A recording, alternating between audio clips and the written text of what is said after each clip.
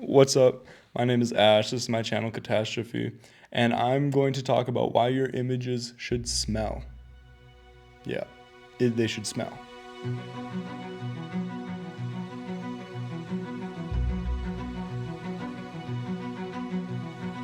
So I like thinking about things in kind of like different ways than people usually conceptualize them, and I know that sounds super pretentious, but hopefully this video is an example of that. Your photos should smell. Now, what do I mean by your photos should smell?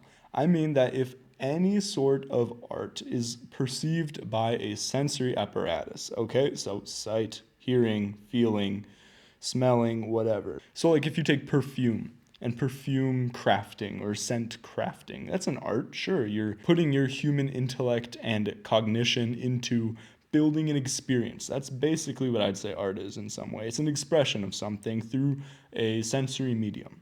So somebody makes a scent or a perfume. And they're like, oh man, this smells like the waves. This smells like the ocean over a cloudy day. Oh, I can almost see it. I can almost hear it. This is art well done. If art has an impact on you that is so cognitively rooted and so cognitively impactful that it conjures these ideas, these sensory experiences that are not related to how this art is intended to be communicated, then it's good art. So what I mean by this is if photography is an art that is intended to be perceived visually, then smell is the best thing to judge it against. But let's look at like what makes up a photo. So obviously you have color, you have texture, and you have space, right? You have your separation between the background and the foreground and your subject and all that. You have the colors of all those and you have the textures of all those, right? So let's look at a few photos, like some photos that might describe this well. So the first photo we're going to look at is this one of a subway. It's a subway station, and I honestly just took this photo today, and I really dig it. So, for example, what we got here is we have this vastness of the interior of the subway station. We have concrete, but we also have a light. And what this light does, it adds like a warmth to the concrete, right? So you're all of a sudden you're smelling kind of this like concretey smell, but it's also kind of this mechanical subway smell. And we're getting that, but it's also in the context of this big, vast area. And even down in the bottom right, you can see a person there for scale. So that really sells the vastness. And there's this artificial light mixed with this natural light, which I just really dig. And that's why I think this is a good photo, because I get all of this other sensory emotion that's outside of the primary means of how this art is supposed to be communicated, which is visually. This second photo here, I really dig. It's very simple, but I really dig it. This is a photo from when I was in Kiev, and Kiev, beautiful city. If anybody wants to take great photos or experience great culture, great people, go to Kiev.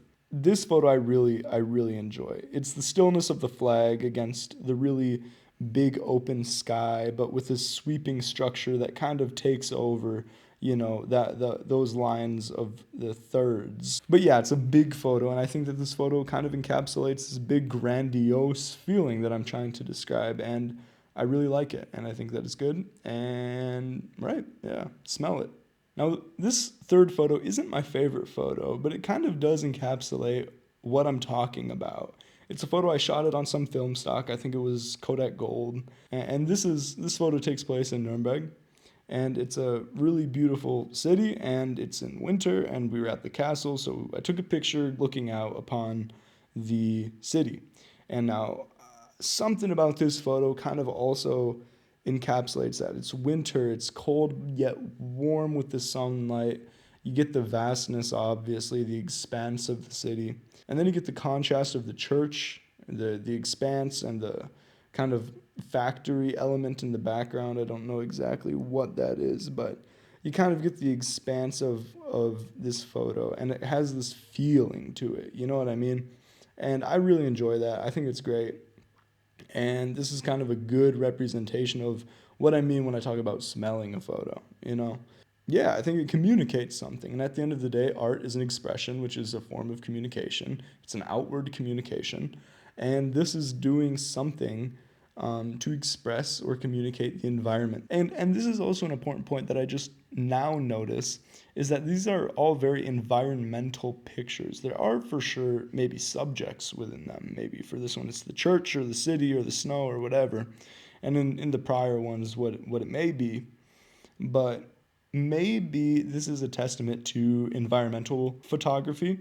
And when it comes to portrait photography or something with a more distinct, clearly aligned subject, this may manifest differently. And this is just a thought I had today, so, take it with a grain of salt. But in terms of portrait photography, instead of just blowing out the background and having somebody's face, there, kind of this aura, this smell of the environment and how that person is there in that place and time could be just super powerful, I guess. Which is, a lot of people online are like, oh yeah, the bokeh people just blowing out. They need the fastest lens to get the most bokeh.